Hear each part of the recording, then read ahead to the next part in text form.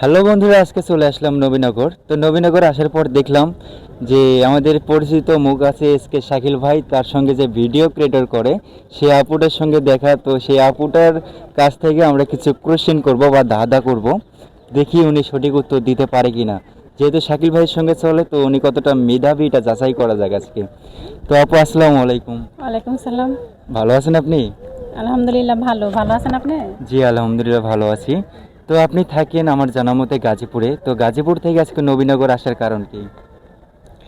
আজকে মানে বন্ধ পাইছি, সেজন্য ঘোরার বলেন জন্য। ঘোরার জন্য আসছি, ভালো লাগে তাই। তো আচ্ছা, আমরা বেশিরভাগ দেখে থাকি বা অডিয়েন্সরা দেখে থাকি আপনি শাকিল ভাইয়ের সঙ্গে ভিডিও করেন। তো শাকিল ভাইয়ের সঙ্গে ভিডিও করার পর আপনার কেমন লাগে? অনেক ভালো লাগে। শাকিল ভাই মানুষটা কেমন? শাকিল ভাইয়া অনেক ভালো। ওকে, তো আপু হচ্ছে আপনাকে আমরা কিছু ধাঁধা করি, হ্যাঁ, দেখি আপনি সঠিক উত্তর দিতে পারেন কি না। তো প্রথম ধাঁধাটি হচ্ছে, কোন জিনিসটি যত বড় হয় মানুষ তত মজা পায়? কোন জিনিসটা কত বড় কত? কোন জিনিসটি যত বড় হয় মানুষ ততই মজা পায়? ও, জ্ঞান। জ্ঞান, অ্যাবসলিউটলি রাইট।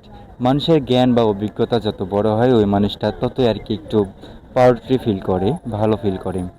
তো আপু হচ্ছে, কোন জিনিসটা হচ্ছে বা মানে এমন কোন জিনিস আছে যার পা আছে চারটা কিন্তু হাঁটতে পারে না?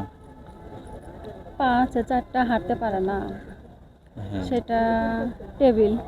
টেবিল। ও মাই গড! তো দুটাই উনি হচ্ছে কারেক্ট অ্যান্সার দিয়েছে। তো আর একটা কোশ্চেন করব। তো আপু হচ্ছে, এমন কোন জিনিস যে একবার ভিতরে ঢুকাইলে আর বের করা যায় না? একবার ঢুকাইলে আর বের করা যায় না।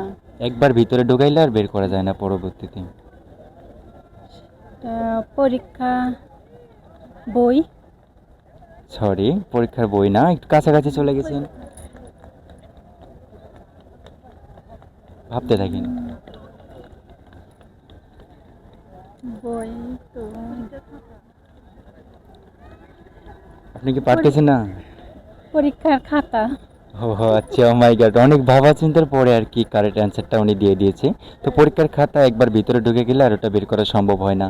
ধন্যবাদ আপুকে, ভালো থাকবেন।